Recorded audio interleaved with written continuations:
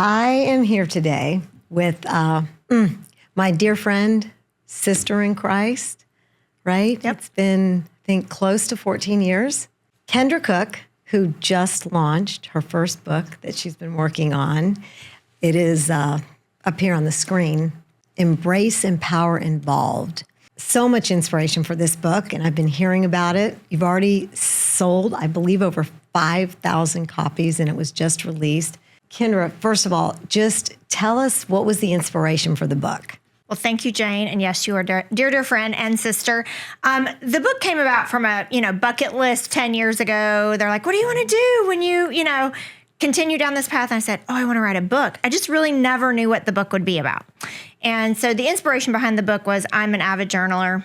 Every time I fall on hard times, something's not going my way, I journal about it. It's a great way to word dump. And so I wanted to figure out how to incorporate a journal, but with my story. And so it is a memoir of my life, ups and downs, goods and not so goods, lessons learned. But at the end of each chapter, I give journaling prompts where the reader can actually journal about the same topic that I just talked about in the previous chapter. So I'm hopeful that more people will learn to journal because of this book.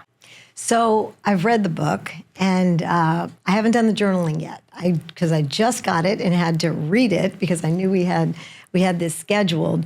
So I absolutely will go back and do the journaling. I've been a big journaler all my life also. And I knew a lot of the story, but reading it took my appreciation, I guess, for you to another level because you were so raw and vulnerable. Because if people met you right now, they would think, oh my goodness, this woman has the perfect life. You do, the perfect marriage. Not really. Nobody's perfect. There's only one that's perfect, right? But to look at what you went through, right? Like, for example, you talk in one chapter about resilience. And I think that's one of the things that connects us to just such a high level. We are both just extremely resilient. So maybe share a little bit about, because if you look at it, let's talk about your career. You were one of the top real estate agents in the entire country. You built a team, you sold your business, then you went and you took over and ran one of the largest coaching companies in the country successfully. So maybe talk a little bit about, because no matter what you do for a living, who should read this book, Kendra? Oh, that's a great question. So I've said since day one that the book is for anyone, man, woman, successful person, somebody who's just getting out of college, somebody who has teenage daughters that say, hey, I'm going to prepare you. People that have small children, there's a lot of money lessons in there that I'm super proud of that we gave to our children to set them up for success. And so I think the book's really for anybody. And whether you do the journaling prompts or not, I think that's just an added bonus. But there are a ton of life lessons in there about, I'm sure you're going to ask some questions about, what's your name stand for, and the resilience and acceptance, money lessons. The people you surround yourself with matter. It's very important about who's filling your cup. So I think personally, the book would be for anybody who wanted to read it.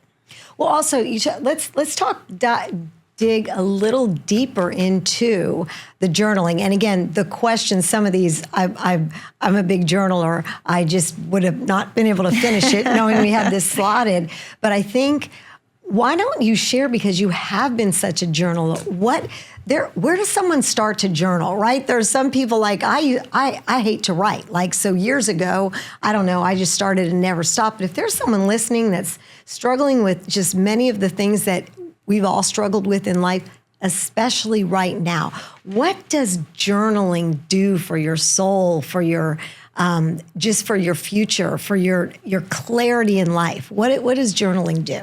That's a great question. So for me, when journaling started is I was going through a divorce and I did not know who my friends were. And so it didn't matter who I talked to. Somehow the story got misconstrued or something got back that was promised it wouldn't. And so I learned right then and there I could only trust myself. And so I started journaling my thoughts, my fears, my successes, how to overcome the objections, things that people were saying about me, how I felt, how I really truly felt about myself. And so that's really how I started to journal. Was it was a safe place for me to be raw and real and not judged, to have my fears on paper, but also to have my successes in there, because, as successful people, doesn't matter what gender you are, if you celebrate your successes, you will be judged in some arena, right? And so it was just a place, it was my safety net, quite honestly. And that's really how I started. And from there, it just grew into when I was worrisome, or I needed really hard prayer about something, or I needed to word dump. I found that when I got up in the morning, I would have something heavy on my heart. If I got it on paper and I got it out of my brain, it was no longer a distraction for the day. So I could go be the best me I could be. If something's really bothering me at night, it's hard to sleep. So if I can do a word dump, get it on paper, it gave me the peace I needed to go to sleep. And so it's just kind of morphed into, I say, a hobby, but also just discipline. It's just really a way of life for me that I love it. And, the joke at my house is if I go before my husband, he is to find all the journals and burn them. Because I'm sure everybody in my life has been journaled about in one of those journals over the last 25 years, 30 years. So he always says, now, what box are they in? Joking. So, but honestly, it is therapy. It is therapy. That's a really good, that's such a good point, Kendra. I'm really glad you brought it up. And I used to journal. As you know, I've been married forever, and I was actually dating my husband in high school, and I used to journal, and I still have those journals, oh, yeah. and I think about those, and then, they were just silly love poems. I'm like, oh my God, I wrote that, right?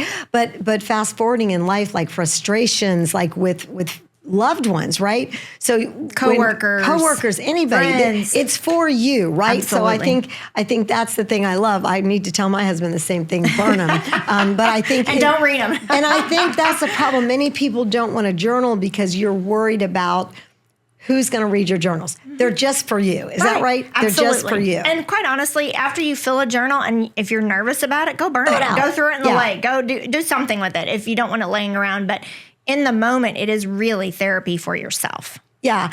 Another point you made in the book, I don't remember which chapter it was, but you talk about, and I can relate, I could relate to everything in this book. Well, maybe not some of your prior past, but from a business, a competitive, if you're no matter what field you're in, you're a driver, you're a high I, I'm competitive, right? I just want to be the best I can be in every single area of my life. But you really went deep on how you literally sacrificed and almost lost your family because it was all about Kendra Cook, the superstar realtor. And talk a little bit about how do we get past that from a mindset standpoint of not caring. I'm there, you know that, but I know who my true friends are, right? But not caring what people think about us. It's so hard. It's a learned behavior, right? Because coming out of the gate, you want to be the best. And, I was never motivated by the money. I was motivated by the accolades. Being a words of affirmation person, I knew if I could finish first, then there was praise there. And it didn't really matter what the bottom line was financially. And so I chased the accolades for a while. Then I began to chase the money. And yes, I almost lost my family because I didn't know how to turn it off. And once you get on top, you never want to fall because then, again, there's that fear of judgment and, fear of going backwards and what will people say about you. And I would tell people, work really hard on accepting yourself. That's why I made that the number one first chapter of the book is acceptance. Where do you feel least accepted? And let those places go. Really find out why that's a problem for you and resolve them and find the circles that you feel most accepted in and spend more time with those people and in that arena. It gives you a lot more peace, right? So, but for me, I chased a lot of things through my life for other people. And one day I woke up and I'm like, I don't even know what I like. I don't even know what my voice is. I don't even know where I'm going. I'm chasing everything that people said I should chase. And it wasn't really who I was or what I wanted to be. And so I had to unravel a lot of bad behavior and put some discipline in place to create the life that I wanted, not the life that someone else wanted for me or that told me I should have. Yeah, and it doesn't happen overnight, does it? It's and I as I was reading, and I've heard you say this before. So Kendra used to, you'll read it, but I thought, oh my gosh, I've done a lot, but that's brilliant. She used to sneak out in the middle of the night to go to work at her office because she didn't think, so she was hurting anybody, right? Yes. And then of course she gets caught, and it just the things the extremes that we go to, like to please others, and it made me think about, and I'm so not proud of this, but in my early career in the mortgage business, like literally, I would be at dinner with my family. And I'd be like, oh, I got to go to the bathroom. And I would go in the bathroom to call a client back while I'm in a restaurant and take a loan app, and think that like, what are you doing in the bathroom so long? Oh, I ran into somebody. And I'm taking a loan app. Like, how horrible is that, right? Oh, I can remember many nights my husband's like, just box her food up. She's not going to eat it here. And leave him sitting at the table on the parking lot and all of those things. And thank God my family still loves me. Yeah. After all of that. But we get in a rat race. Yeah. That behavior I'm not proud of. It did create who I am. So I know I'm not ashamed of it. I'm not proud of it, but I have fixed it and know that there are other ways to make the same amount of money, but it takes discipline, and it takes, my favorite sentence is no is a complete sentence. No. Yeah. No, I don't owe you an explanation. No, I don't have to tell you a story. And no, I don't have to lie to you. The answer is no. Yeah. If it just doesn't work. You and I talk about that a lot, right? We Yes. do. And I think that those of us, if you're a people pleaser, we don't want to hurt people's feelings. Mm-hmm. And so, but I think people respect when it's no because I'm at capacity. Mm-hmm. Right? Or my plate is full and I cannot do anymore. Right? Isn't it sad that we say no to the people we love the most versus the people that we're trying to please? And that was a really hard lesson. It took me a while to learn that one too. So I think sometimes we need to sit down and reprioritize our lives and do a check-in. I know you and I had that conversation in January this year of like, what are our priorities?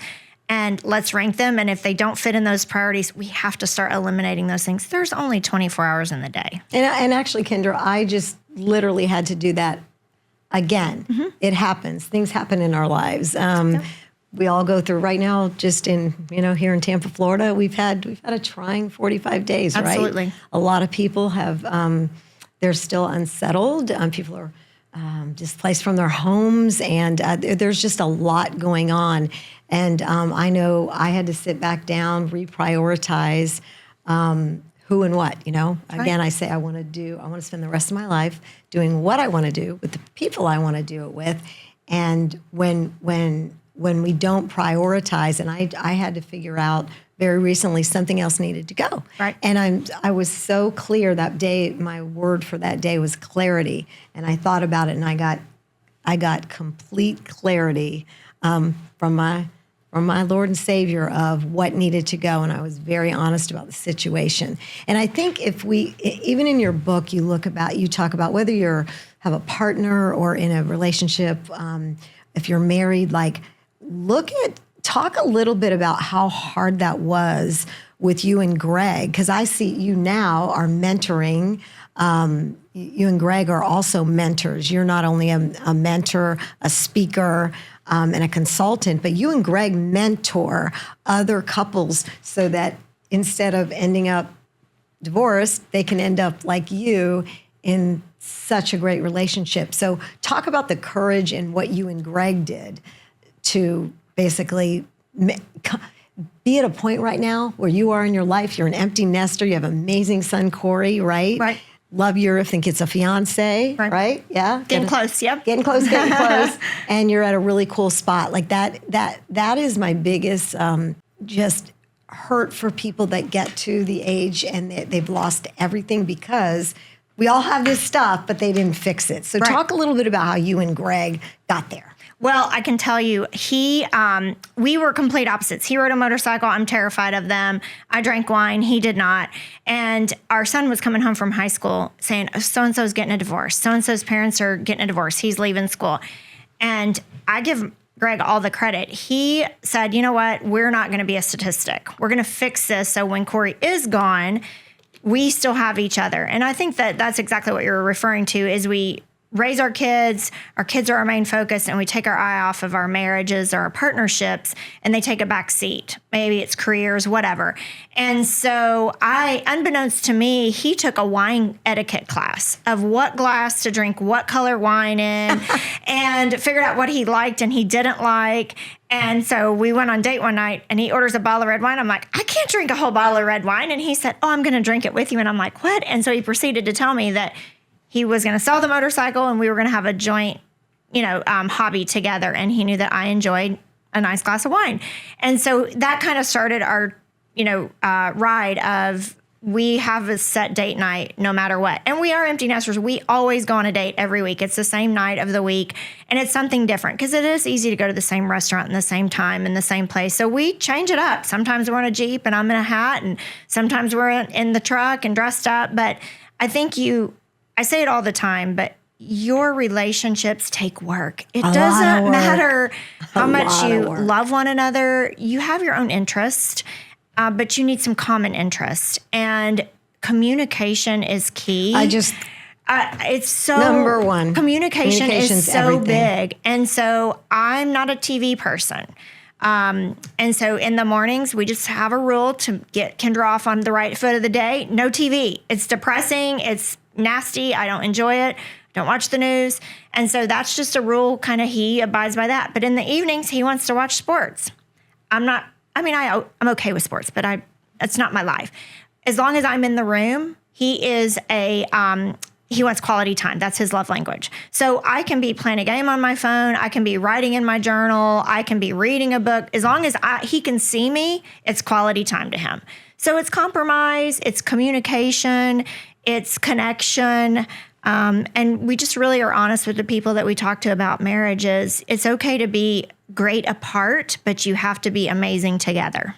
I love that. And I know for anybody that doesn't know their partner or spouse's love language, right? When you recommend, it's huge. It's you've got to know it, right? Oh, I made that mistake for years. Mine is random acts of kindness. So every time I traveled, I would go across town to buy him a golf shirt or a cigar, and I would come home and he's like, thanks. And I'm like, gosh, you're such a booger. Like, I worked so hard, 2 Ubers to get there and blah, blah, blah. And he was like, finally, after months and months of us having little quarrels about it, he said, all I want you to do is come home. And I was like, oh, mic drop. Okay, I'll save my money and my energy and I'll just come home. But again, communication. I never asked him what his love language was. So communication.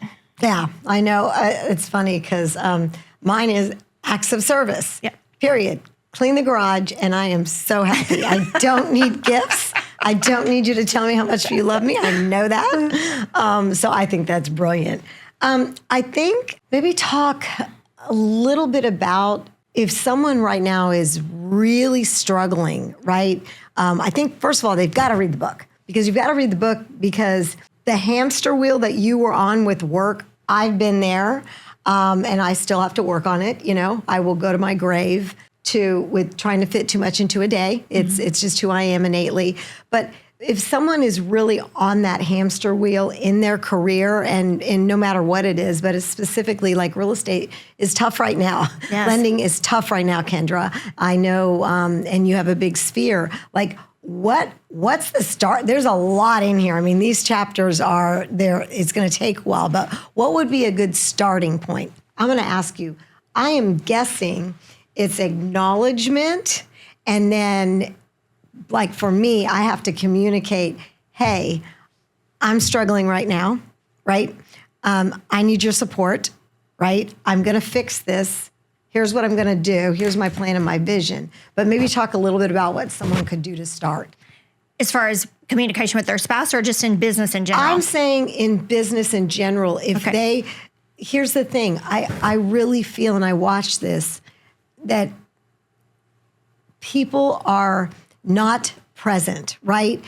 Because they're working so hard. Again, everything we've dealt with. So when they're with their families, they're not fully, not everyone, but they're not fully present, right? So you're not just going to wake up tomorrow and say, oh, my sales career is perfect. I'm going to make these calls and the phone's not going to ring after 5:30, right? They ring at 8 o'clock. It's going to happen. So got it. So I'm a huge process brain. I'm a little bit of an anomaly because I was a great salesperson, but I'm really a great processee. You are. So everything, once I figured out I had done it all wrong for a long time, then you go back and you say, okay, I need a process for everything in my life. And so for somebody who's burning and turning right now, I would make a list, and I know you and I had this conversation in January, make a list of all of your obligations, children, spouse, Excellent. partner. I sit on this board, I'm a real estate agent, like whatever your obligations are. And then I would rate them. And then I would look at the work hours that you have and I would backfill the hours. So if you're available to work 8:30 to 5 and your kids have to go to school at 7:45, then that's the first thing that you have to put on your calendar, including some love for yourself, which should be the first thing. Self-love is very important, but put yourself on there, then put your kids on there, and you start loading up the obligations. And then you just have to live and die by that schedule, right? And so what I mean by that is if it says I'm supposed to be power hour for 1 hour, I'm supposed to be outbound calls, prospecting, then barring there's not a fire in the building, you have to own that calendar. And that's discipline, right? It's sometimes we don't feel like, oh my gosh, being rejected today, or, we would rather work on a flyer as a real estate agent or post something on social media. But at the end of the day, if you're breaking your commitments to yourself, meaning your time block schedule, you're also breaking your commitments other places in your life, whether that's with your spouse, partner, your team, your significant other. I always say if I tell my husband I'll be home for dinner at 5:30 and I get home at 5:40, I just said to him, my time's more important than yours, right? And so I think if you can back in your obligations into your calendar, and there may be some obligations that don't fit any longer, those are ones you have to say no to. Yeah. So I think it starts with a process. What's my obligations? How do I block it? And then what do I need to remove? If there's some things that aren't going to fit, huge. Yeah. I think you have to remove them. You have to remove them, and you have to feel okay about them. And I think you hit on discipline. And then I just feel like anything in life, you got to be consistent with it, right? If we decide to go on a diet, and you have to be consistent. You have to be consistent in your business life with whatever it is. If we're, out prospecting, right? You have to be consistent with it. So right. And if you're saying that your business is not where you want it to be, then maybe you have to remove an obligation for 6 months or a year of something philanthropic that you could put on the back burner and backfill that hour or that time with more prospecting or more face-to-face appointments or doing an extra open house. And a lot of that will be around having a conversation with your spouse or partner, significant other, that, hey, I'm going to have to put 5 more hours of work on my schedule, but I'm going to remove these 5 hours. Listen, we're in a partnership. They're going to understand, but you can't keep adding more hours to the calendar and be pushing the things that are most important away. No, I agree. Kendra, talk a little bit about, because I think your retreats. So you've, to my best of my knowledge, these have been empowering women retreats. That's right. Yeah, and I think you have one coming up this weekend. Tomorrow, yeah. I leave tomorrow. How to fit this in. So talk about the retreats and the structure of them. Okay. So the women's retreat came kind of out of the book in that as I was leaving career number 2 and trying to figure out what my career number 3 would look like with author and consultant, I was like, I'm going to attend some women's events and try to get my cup filled up. I had been filling a lot of cups for a long time, and I needed to feel energized to go take that leap of faith for the 3rd time in my life. And I visited many, and I just couldn't find what I was looking for. So in true fashion, a driver says, well, I'll just create it. So I started dreaming about it about, 6 months or a year ago. Well, probably about a year and a half ago. And so last December, you and 2 of my other confidants and we went to the beach and we spent a day. And we looked at goal setting. And one of the things that I said is, I'm going to finish my book in 2024, but I'm also going to launch some true retreats. So the retreat comes as a safe place for women to go. I make a little, statement at the beginning of it. It's judgment free. I tell everybody, don't bring makeup, leggings and shorts, Come 2.5 days. Yeah. We're going to cook together. We're going to pray together. We are definitely going to cry together. And I just create the content. And so the one in June was around labels that we wear and how do we remove the labels that not only do we put on ourselves, but the society puts on us. And I lived with, oh, she's divorced. When I went through my divorce, I was always the divorcee. And it's like, you can have that label. I don't have to wear that label, right?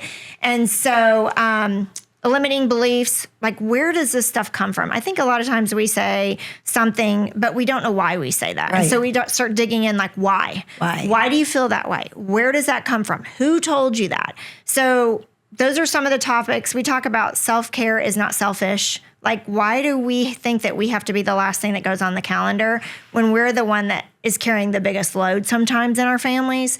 And so really setting boundaries around taking care of ourselves mentally, physically, spiritually. So we talk a lot about that.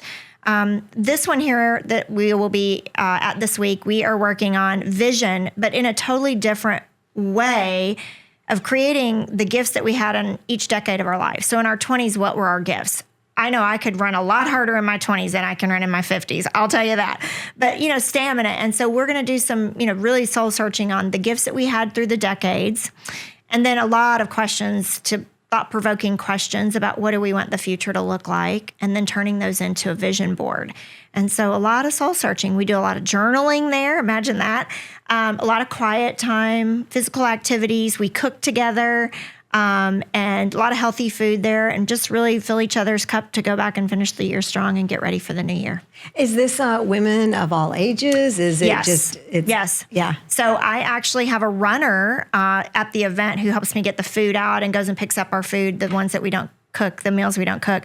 And I like them to be in their 20s. So they're in the room with us. There are 30s all the way up to late 60s in the room up to the late 60s this time. So any walk of life, spirit, they want to be spiritually fed, grow in their faith, their family, their fitness, their food. We have a dietitian coming to do a Zoom call for an hour to talk about women's health. So I change up the topics, but it's always about creating our best self.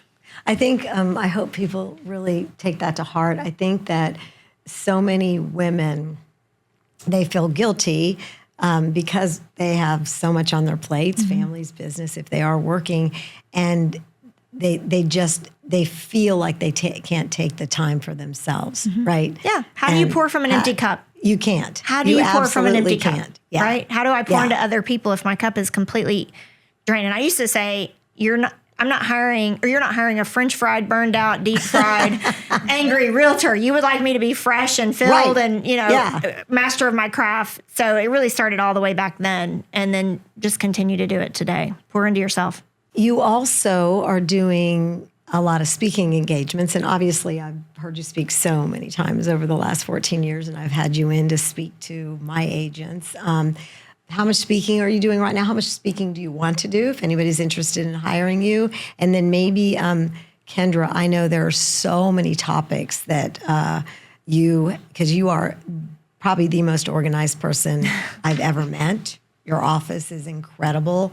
And I know you already have all this material. So what are your favorite things to speak about? And if somebody wanted to bring you in, what does that look like? I love that. So as far as speaking, I can speak on real estate topics, but I only speak about what I do. So I still have key influencer program that I, gift people and have great communication and have appointments with. So key influencers, I do CEO mindset, really how to run your business as a CEO, looking at your business from a 10,000 foot down.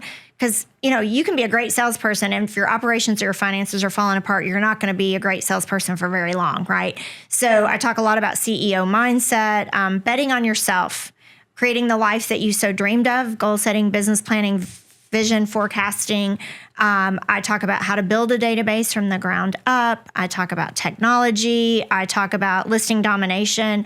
I'm old school. I've been doing this since the late 80s. And so a lot of the things, when the market was great in the heyday, we didn't have to go back to the basics. And I mean, really back to the basics.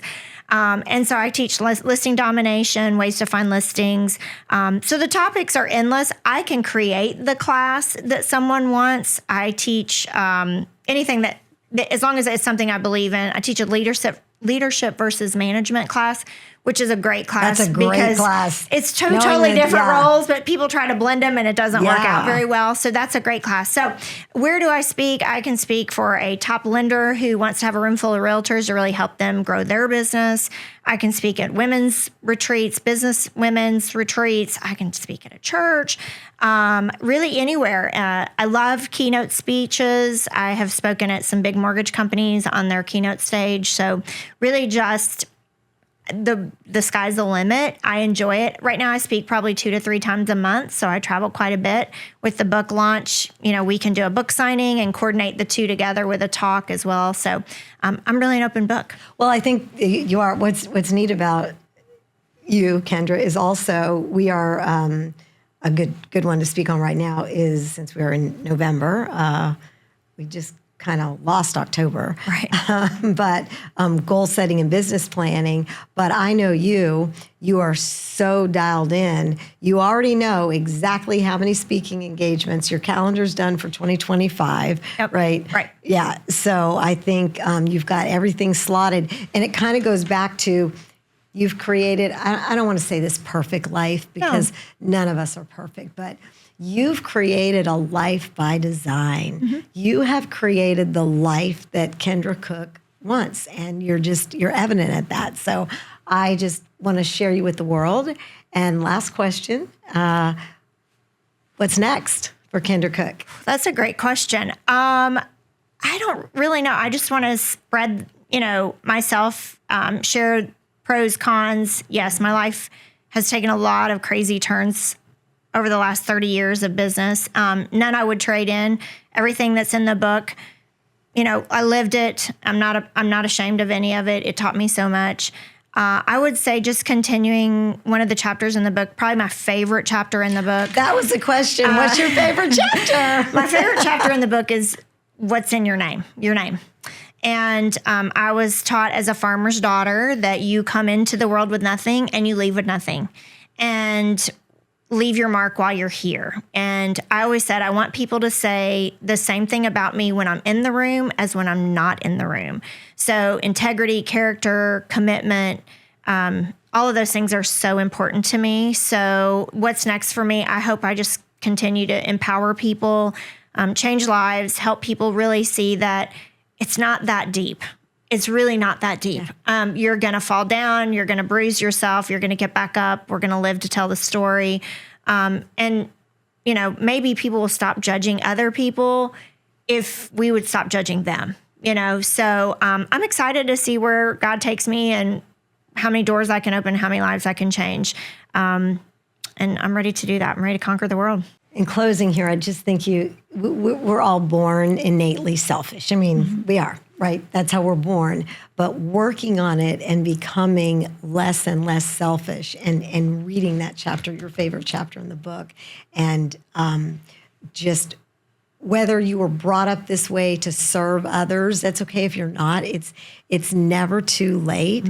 But you are absolutely, what I have to just share what Kendra and her husband did. So many of us have lost homes in one of the hurricanes, and my kids, but you're best friends with me, not them, and just showing up. You were just like, I'm coming. We're good. We don't need you. I'm coming. And you just showed up and you selflessly just worked and mucked and grime and took laundry and this all day long. And it just, people are watching what you do. That's one of my favorite quotes. It's what you're doing when no one's looking, right? Like you did that all day. And I think it would be a better place if we all just every day, just try to be a little bit less selfless, right? A little and think about others. So this book, it says it all. I know you're just traveling and you're going to crush it, and just so grateful to call you friend. Thank you so much, Jane. Love you much. Love you, honey.